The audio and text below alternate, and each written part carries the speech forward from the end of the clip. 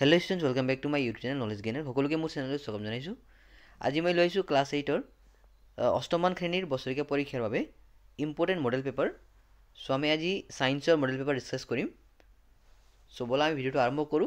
যদি তোমালোকে মোৰ চেনেললৈ প্ৰথমবাৰৰ কাৰণে ভিজিট কৰিছা, কাইন্ডলি চেনেলটোক সাবস্ক্ৰাইব কৰি দিবা, লগতে নিজৰ বন্ধু-বান্ধৱৰ সৈতে শেয়াৰ কৰি দিবা।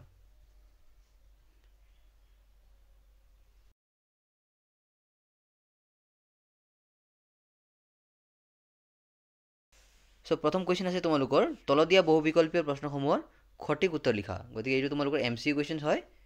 ইয়াৰ টোটাল তোমালোকৰ 20টা কোৱেশ্চন আছে। সো কোৱেশ্চনৰ বনাত আছে বজ্ৰপাতৰ সময়ত বায়ুৰ মাজেৰে কি প্ৰভাৱিত হয়। তাত চাৰিটা অপচন দিয়া আছে তোমাৰ তাপ, বায়ু, বিদ্যুৎ, প্ৰচণ্ড শব্দ। গতিকে এই কোৱেশ্চনৰ কাৰেক্ট এনসাৰটো হৈ যাব অপচন সি অৰ্থাৎ বিদ্যুৎ। মনত ৰাখিবা। কোৱেশ্চন নম্বৰ 2 আছে খনিজ লৱণবোৰে পানী কেনেকুৱা কৰি তোলে। সো তোমালোকৰ চাৰিটা অপচন দিয়া আছে যেনে অপৰিবাহী, সুপৰিবাহী, কুপৰিবাহী, এটাও নহয়। সো এই কোৱেশ্চনৰ কাৰেক্ট এনসাৰটো হৈ যাব অপচন বি অৰ্থাৎ খুপৰিবাহী। মনত ৰাখিবা। কোৱেশ্চন নম্বৰ 3 আছে কোনখন ধাতুৱে বিদ্যুৎ পৰিবহন কৰে। গতিকে চাৰিটা অপচন দিয়া আছে যেনে ৰবৰ, প্লাষ্টিক, তাম আৰু কাঠ। সো এই কোৱেশ্চনৰ কাৰেক্ট এনসাৰটো হৈ যাব অপচন সি অৰ্থাৎ তাম। মনত ৰাখিবা। কোৱেশ্চন নম্বৰ 4 আছে কম্পনাংকৰ একক হ'ল ডেছ। সো ইয়াত চাৰিটা অপচন দিয়া আছে যেনে ডেচিবেল, হাৰ্টজ, সেকেন্ড আৰু কিলোগ্ৰাম।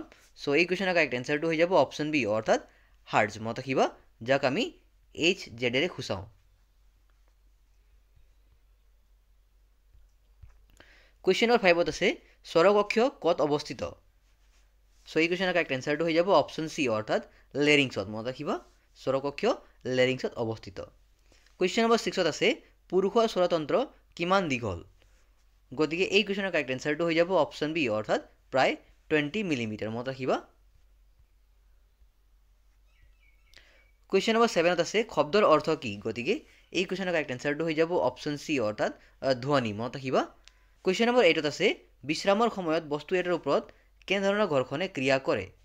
সো ইয়াত চাৰিটা অপচন দিয়া আছে যেনে ৰোলিং ঘৰ্ষণ, স্থিতিশীল ঘৰ্ষণ, পিছল ঘৰ্ষণ আৰু এটাও নহয়। গতিকে এই কোৱেশ্চনৰ কাৰেক্ট এনসাৰটো হৈ যাব অপচন বি অৰ্থাৎ স্থিতিশীল ঘৰ্ষণ। মনত ৰাখিবা। কোৱেশ্চন নম্বৰ 9 আছে স্কুল বেগ বা পানী এবাল্টি ওপৰলৈ দাঙোতে বল ক'ৰ পৰা আহে। সো ইয়াত চাৰিটা অপচন দিয়া আছে যেনে চুম্বকীয় শক্তি, মাংসপেশীয় শক্তি, মধ্যকাৰ্ষণিক বল আৰু এটাও নহয়। গতিকে এই কোৱেশ্চনৰ কাৰেক্ট এনসাৰটো হৈ যাব অপচন বি অৰ্থাৎ মাংসপেশীয় শক্তি। মনত ৰাখিবা। কোৱেশ্চন নম্বৰ 10 আছে ঘৰ্ষণক কেইটা ভাগত ভগাব পাৰি। সো ইয়াত চাৰিটা অপচন দিয়া আছে যেনে এটা, দুটা, তিনিটা, চাৰিটা। সো এই কোৱেশ্চনৰ কাৰেক্ট এনসাৰটো হৈ যাব অপচন ডি অৰ্থাৎ চাৰিটা। মনত ৰাখিবা। কোৱেশ্চন নম্বৰ 11 আছে বিজ্ঞানৰ ভাষাত কোনো বস্তুক ঠেলা বা টনা কাৰ্য কি বুলি কোৱা হয়। সো এই কোৱেশ্চনৰ কাৰেক্ট এনসাৰটো হৈ যাব অপচন সি অৰ্থাৎ বল। মনত ৰাখিবা।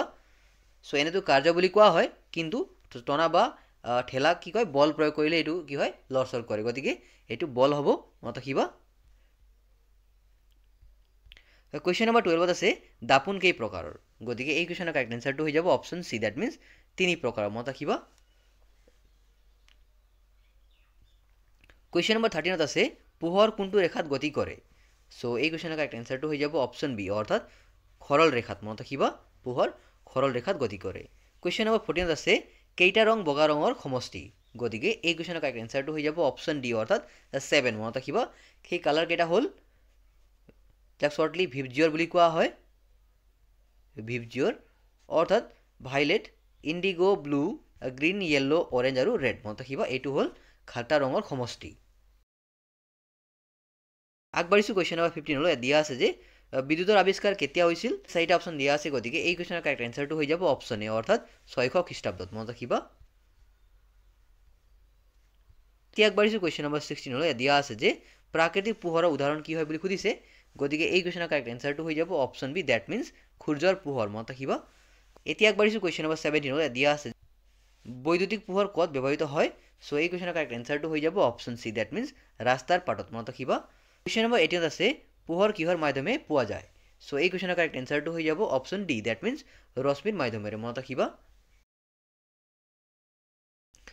আগবাঢ়িছো কোৱেশ্চন নম্বৰ 19 দিয়া আছে যে সূৰ্যৰ পৰা পৃথিৱীৰ দূৰত্ব কিমান আলোক মিনিট।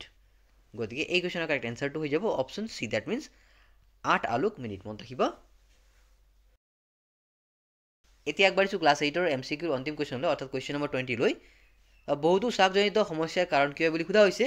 সো ইয়াত চাৰিটা অপচন দিয়া আছে যেনে উচ্চ তাপমান, পানী প্ৰদূষণ, বায়ু প্ৰদূষণ আৰু শব্দ প্ৰদূষণ। গতিকে এই কুৱেশ্যনৰ কাৰেক্ট এনচাৰটো হৈ যাব অপশ্যন চি, অৰ্থাৎ বায়ু প্ৰদূষণ। মনত ৰাখিবা